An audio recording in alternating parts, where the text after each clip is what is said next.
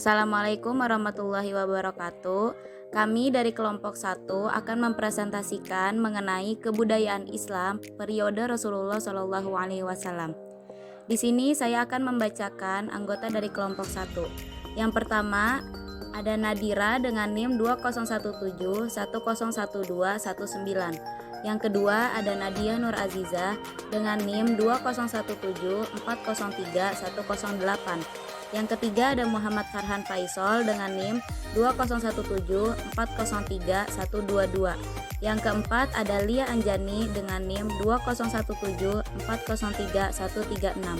Dan yang kelima ada Kori Widya Suara dengan NIM 2017 101055. Saya Nadira, NIM 2017101219, ingin mau membacakan tentang pembentukan kebudayaan Islam di masa Rasulullah Shallallahu alaihi wasallam. Salah satu keunggulan Islam adalah tentang ajarannya yang sangat kompleks dan hampir mencakup semua hal yang berkaitan dengan kemanusiaan dan kesehariannya. Peradaban adalah wujud kebudayaan yang sudah berkembang dan maju. Pendapat lain menyebutkan bahwa kebudayaan adalah sesuatu yang bersifat ideal yang dapat berupa cita-cita, rencana, atau bahkan keinginan. Bismillahirrahmanirrahim. Perkenalkan, nama saya Muhammad Farhan Faisal dengan NIM 2017 43122. Oke, semuanya. Di sini saya akan menjelaskan materi yang berkaitan dengan pertumbuhannya, ya, dengan pertumbuhannya. Oke, langsung saja, nggak usah banyak basi.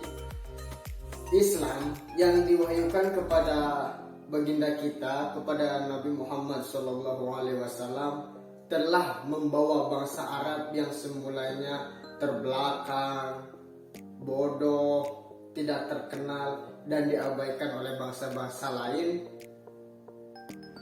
menjadi bangsa yang sangat maju. Ia dengan cepat bergerak mengembangkan dunia, ya, dengan cepat mengembangkan dunia di seluruh pusat yang ada di dunia, membina suatu kebudayaan dan peradaban yang sangat penting artinya dalam sejarah manusia hingga sekarang, yang mungkin oleh karena itu kita juga dapat menikmati atau merasakan arti dari segala sesuatu yang telah diajarkan oleh Nabi Muhammad SAW.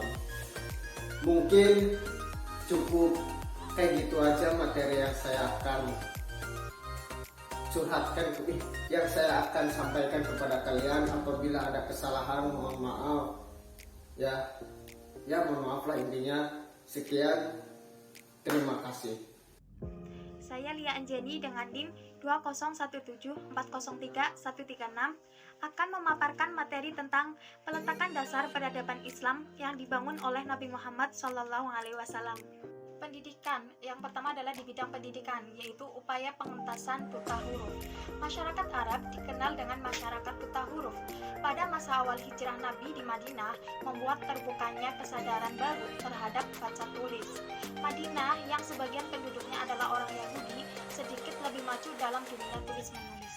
Selanjutnya yaitu di bidang sosial budaya, yaitu penghapusan perbudakan. Pengangkatan derajat budak terlihat ketika Nabi Muhammad SAW memerintahkan Bilal untuk mengumandangkan adzan, sebuah posisi yang terhormat sebagai lambang kesetaraan. Saya Kori Widya Suara, NIM 2017101055 akan melanjutkan materi mengenai pembentukan sistem sosial kemasyarakatan. Pembentukan sistem sosial kemasyarakatan yang paling dahsyat adalah perubahan sosial.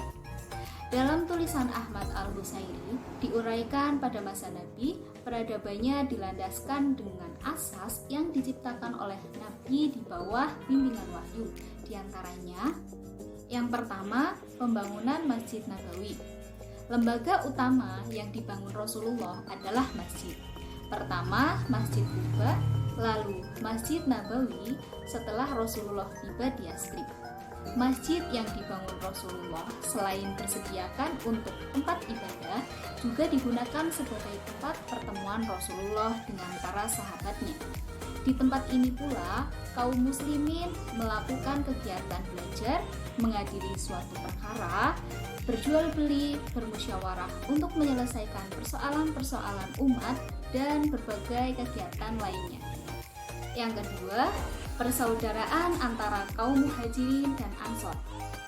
Dalam negara Islam yang baru dibangun, Nabi meletakkan dasar-dasarnya untuk menata kehidupan sosial dan politik. Dikukuhkannya ikatan persaudaraan atau ukhuwah al-Islamiyah antara golongan ansor dan muhajirin, dan mempersatukannya suku Aus dan Khazraj yang telah bermusuhan dan bersaing. Yang ketiga dan yang terakhir, peradaban yang dilandasi dengan asas yang diciptakan Nabi adalah kesepakatan untuk saling membantu antara kaum muslimin dan non-muslimin.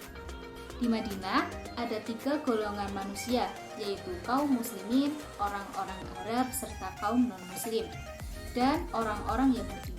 Di antaranya Bani Nadir, Bani Quraizoh, dan Bani Qainuqa.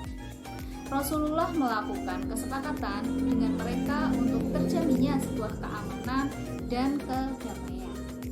Sekian dari saya, terima kasih. Wassalamualaikum warahmatullahi wabarakatuh.